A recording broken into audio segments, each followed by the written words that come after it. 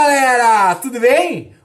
Entre a Primeira Guerra Mundial e a Segunda Guerra Mundial, entre tantas coisas, nós vimos a consolidação e o surgimento daquilo que nós vamos chamar de estados totalitários. Modelos de Estado, modelos de governo marcados, caracterizados por um enorme autoritarismo político, econômico, social, cultural, aonde literalmente limitou as liberdades individuais e coletivas das pessoas, criando um modelo extremamente restrito de liberdade para as pessoas, limitando a democracia, enfim, os direitos, o direito de existir das pessoas, de todos aqueles que pensavam de uma forma diferente daquele imposto por este modelo de Estado. Estes governos que tenderam, tanto em sentido de direita quanto de esquerda, nos espectros políticos e econômicos, marcaram este período. E o vídeo de hoje nós vamos tentar entender um pouquinho melhor do contexto e das características de um desses estados. Lembrando que os outros dois, principalmente os estados que consolidaram-se na Europa ocidental, nós já discutimos em outros vídeos, então dá uma olhadinha aqui na descrição que tem o link. E hoje a gente vai falar da União Soviética, mais especificamente do governo do Stalin.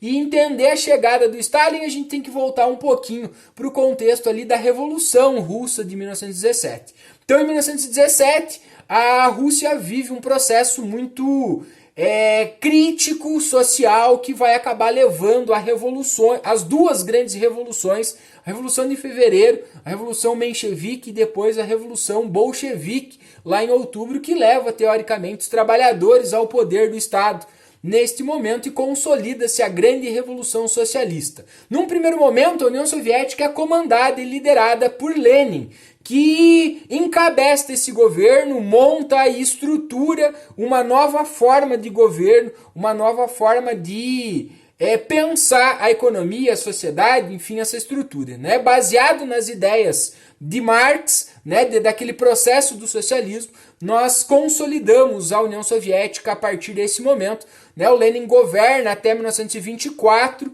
aonde ele vai implementar, ainda neste primeiro momento, uma característica bastante democrática, já que a base da União Soviética, no início, logo pós-revolução de 1917, são os soviets, né? Aqueles modelos de governo onde os trabalhadores literalmente participavam dos processos, tinham uma liberdade em de organizar. A nova política econômica implementada pelo Lenin também vai ser de uma característica mais aberta, justamente para pensar as grandes questões sociais da União Soviética nesse momento. Mas em 1924, o Lenin é acometido por uma doença, acaba falecendo, e aí a União Soviética vive um grande dilema, né? Num primeiro momento, uma grande disputa política. De um lado, Trotsky, que foi o grande líder do Exército Vermelho durante a Guerra Civil que a União Soviética passou, né, durante os primeiros momentos da Revolução, e do outro lado, o Stalin, que era o secretário-geral do Partido Comunista,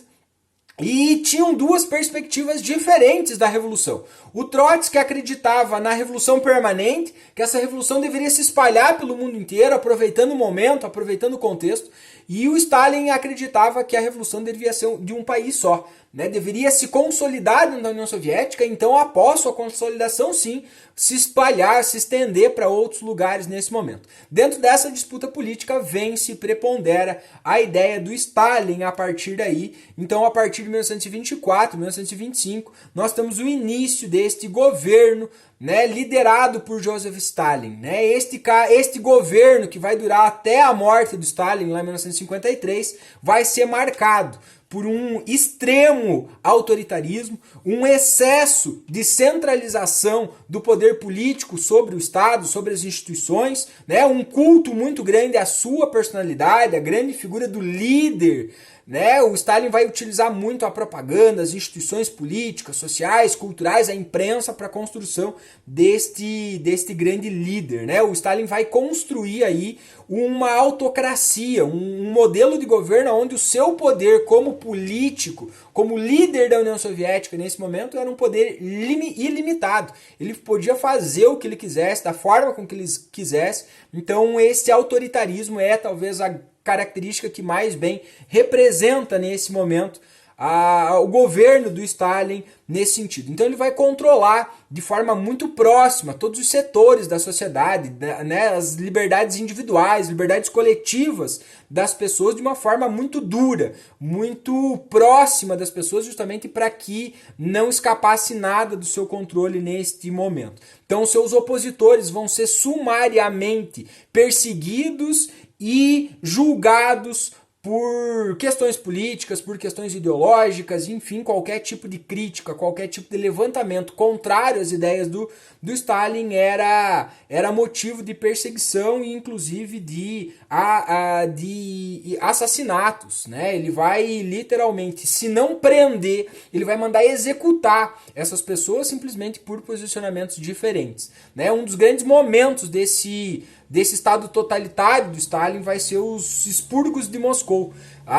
Na década de 30, o Stalin, motivado pelo assassinato de Sergei Kirov, que misteriosamente vai ser assassinado em dezembro de 1934, abre um precedente para o Stalin utilizar o assassinato deste, que era uma das figuras mais populares da União Soviética e de uma forma geral fazia uma sombra, porque ele era considerado o líder, considerado o sucessor natural do Stalin na União Soviética nesse momento. Então, misteriosamente, há algumas teorias de que o Stalin propriamente mandou matar o Kirov, por uma questão de não ter uma sombra política, e também isso foi utilizado pelo Stalin para começar e dar início àquilo que vai ficar conhecido como os expurgos de Moscou. Então, buscando o assassino, buscando quem tinha matado Kirov, o Stalin vai procurar aí o mandante e vai utilizar isso como pretexto para prender opositores, para prender qualquer um que de alguma forma apresentasse alguma ameaça política ao Stalin ou começasse a se destacar politicamente no governo nesse sentido. Então este assassinato do Kirov abre um caminho gigantesco para o Stalin usar como pretexto de vingança e dar início a um grande expurgo, literalmente, onde ele vai eliminar todas as lideranças tradicionais ainda lá que participaram da Revolução de 1917. Então ele usa isso como pretexto para controlar ainda mais as liberdades das pessoas, ou enfim, evitar que surgissem futuras ou de alguma forma oposições ao seu governo durante este momento, né? O Trotsky também é assassinado lá em 1940, encontrado morto no México, vai ser perseguido duramente pelo Stalin até ser assassinado, seu nome vai ser retirado dos livros de história nesse momento. Então qualquer pessoa, frente a qualquer sentido de oposição, o Stalin mandava eliminar literalmente essas pessoas. E se não eliminasse, eram presos e exilados na Sibéria, em campos de concentração, enfim, de uma forma extremamente dura nesse sentido, tá? Qualquer coisa que fosse colocado ou em questão as ordens ou os rumos do socialismo ditados aí pelo Stalin nesse sentido. Tá? Durante o governo de Stalin, a União Soviética foi ou tornou-se uma das grandes potências mundiais, graças aos planos quinquenais.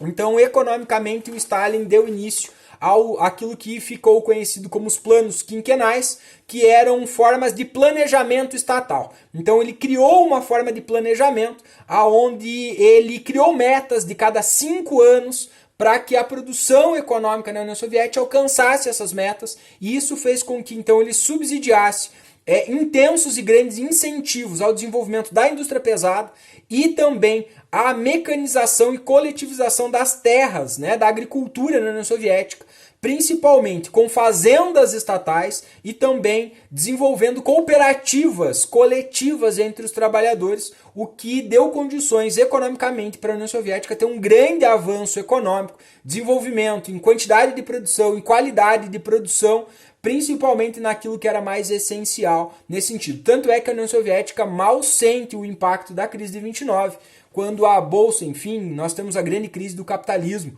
em 1929 nesse sentido. Então, rapidamente a União Soviética passa a ser um dos maiores produtores de petróleo e aço que nós temos no mundo. Só que, por outro lado, a União Soviética não fez o mesmo incentivo e o mesmo desenvolvimento na parte de consumo e na parte econômica de bens de consumo. Então a qualidade dos produtos consumidos pelas pessoas na União Soviética não chegava ao mesmo patamar, por exemplo, do mundo capitalista nesse sentido.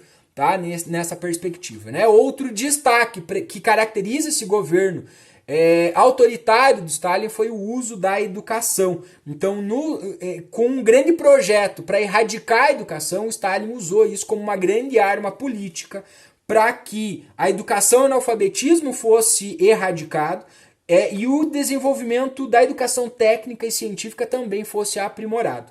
Mas, ao mesmo tempo, ele criou critérios de forma muito bem controladas pelo governo de como que essa educação seria feita. Então, a partir daí, ele limitou o acesso à educação das pessoas com aquilo que vai ficar conhecido como realismo socialista. Tá? Então, ele moldou a educação, ele moldou a cultura, ele moldou a propaganda, o cinema, a arquitetura, a literatura, a pintura, tudo com uma forma de trazer os conceitos do socialismo, fazer uma propaganda do governo e enaltecer a sua figura como grande líder da União Soviética nesse momento. Então isso foi criando uma perspectiva de como que as pessoas viam, né? A imprensa era extremamente censurada, então passava uma imagem sempre positiva e nunca, de forma nenhuma, algo negativo circulava ou uma ideia contrária às ideias do Stalin circulava. Então ele foi criando toda essa atmosfera como grande líder, controlando as pessoas, o que as pessoas sabiam ou não. Então isso foi criando justamente todo um vínculo, né, institucional com o Stalin e com a União Soviética nesse sentido. E o Stalin, assim como o Hitler na Alemanha, como o Mussolini na Itália, utilizou-se justamente do direito institucional, do Estado de Direito, para construir este elemento. Né? Foi criando leis, foi moldando esse Estado, sem as pessoas literalmente às vezes perceberem, o uso dessa censura à imprensa, da cultura como modelo de transmitir uma ideia, de transmitir um valor, também contribuiu de forma muito significativa para que este ditador, né, para que esta grande figura literalmente construísse este modelo de sociedade onde se apresentasse como uma figura excepcional, dotada de grandes capacidades de resolver e pensar a sociedade como se fosse um ser literalmente superior nesse sentido, mas por trás disso é um caminho lento que vai se construindo e que vai construindo as bases, né, através da propaganda, através da imprensa, através da economia, através da política, onde você vai eliminando opositores, onde você não vai abrindo liberdades individuais democráticas para que realmente haja uma contraposição à ideia colocada por ele. Então, se ninguém questiona, aquela ideia é tida e literalmente disseminada como uma grande verdade absoluta. E essa talvez seja as grandes características desses estados totalitários. A construção desse autoritarismo por dentro do próprio Estado, criando uma lei aqui, uma lei ali, limitando uma liberdade aqui, uma fonte de informação ali, e aí quando as pessoas se dão conta, estão imersas a estes modelos de Estado onde não tem liberdade para opinar, liberdade para criticar, enfim, limita-se tudo isso e você tem um modelo de Estado onde você simplesmente precisa obedecer de cima para baixo. Caso contrário, você corre o risco de ser eliminado literalmente nesse sentido.